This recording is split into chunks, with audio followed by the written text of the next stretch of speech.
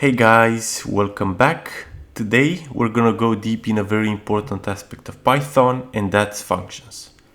So what's a function? Well, functions are organized blocks of code which you can use and reuse to perform a specific action. Through functions, you gain a better code modularity for your applications, and as we've learned so far, in Python you have many built-in functions such as the print function.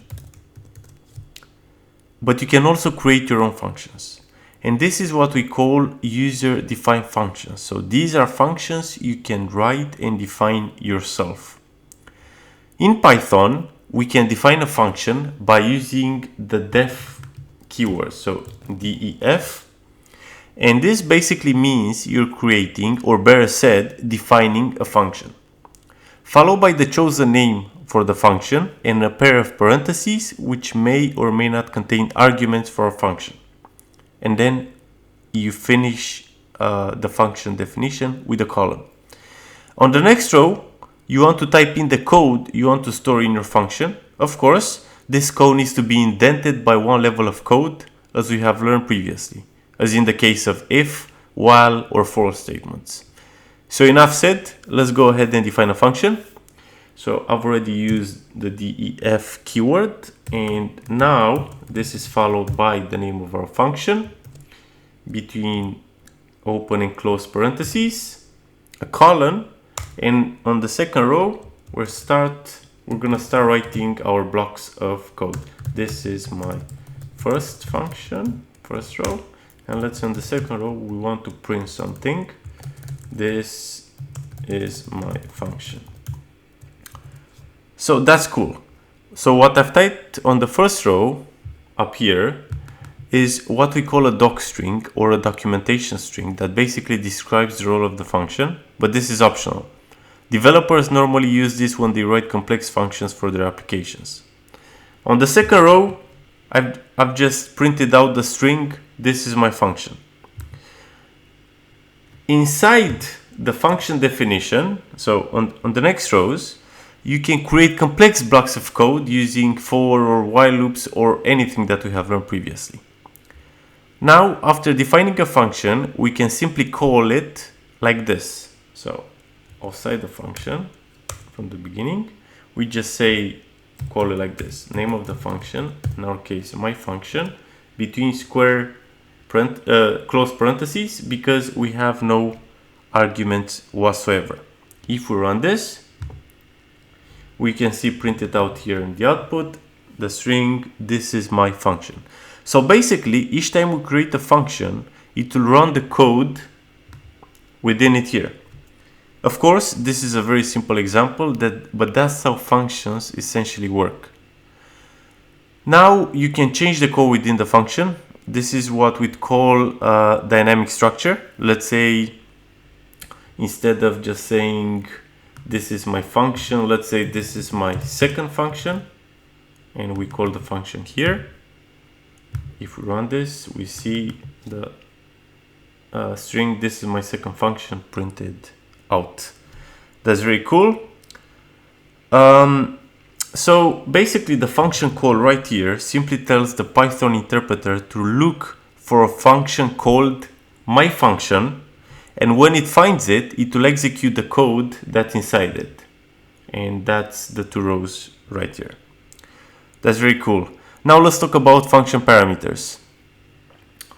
Let's delete this and let's define another function. Let's say we want to create a function that will return the square of a specific number we pass as argument. So let's say def square, this is the name of our function, and between the parentheses we say x. This is where we define a parameter x for the function to use, colon, and then in the body of the function we say print x times x. That's very cool. The second row will just say, we'll ask the interpreter to print the square of the value x. And now outside the function, if we just simply say square of, let's say 2, so run this, it will basically return 4 because 2 to the power of 2 is 4, or 2 times 2 is 4. That's very cool. So essentially, the argument that you pass here, in our case 2, is passed to the square function, wherever your interpreter finds it, and the function code, which is this row right here, the print row, uses this argument to create something of value, in this case to return the square of x.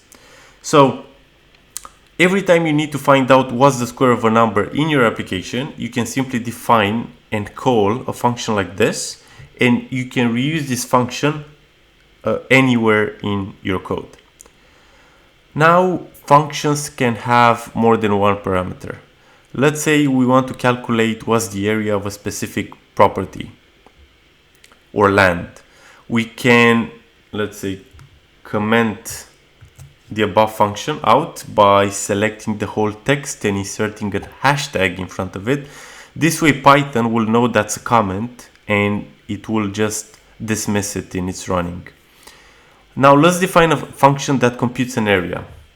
Let's call it def compute area, and between parentheses, let's say we want to pass two parameters, a width and a length. Let's call them x and y, colon to start the function body, and let's say we just want to print x times y.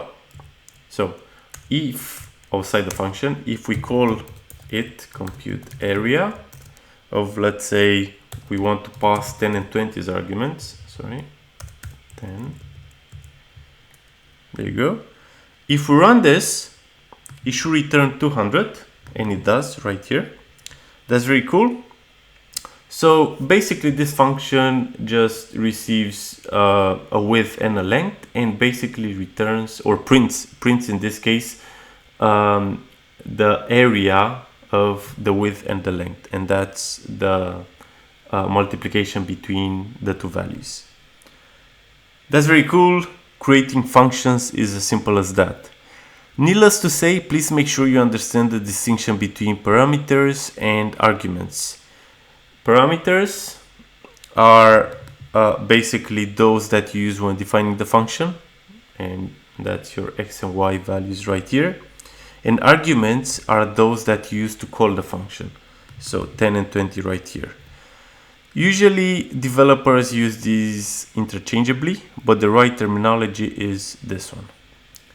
Right, so we have learned how to define a function and how to use parameters inside the function, and also we have learned how to call the function. However, inside our functions, we have just printed out some values we wanted the function to calculate. But what if in our applications we want to define, let's say, functions that return specific values rather than just printing out text? Well, we can use the return keyword for that. The aim of functions in general is to take in inputs and return something. The return keyword results in causing your function to exit and return a value to the caller. Now, let's say we want to create a function that returns the addition of two numbers. So we don't need this anymore. So let's comment that out. And let's say we want to create a function add that basically receives x and y as arguments, and using the return statement simply returns the addition of those two arguments. So now outside the function we define a variable addition that will equal add of 2 and 3. So this basically creates a variable that will store the value returned by the add function. And basically the add function in this case, called with using the arguments 2 and 3, should return the sum, their sum, in this case is 5. Now if we print addition and we run this, and as you can see it returns their sum, and in this case it prints 5. So basically the return statement that we've defined inside the function right here causes the function to stop executing and hands the value back to whatever called it. That's fine, that's quite easy to grasp. Now also Python allows us to use the return statement by itself. So let's say if we remove x plus y in this example and simply leave return by itself, if we run this will return none or nothing, or the absence of a value. We have learned about none in a previous video. And this is it for this video. I hope I've offered a very good introduction to creating and using functions.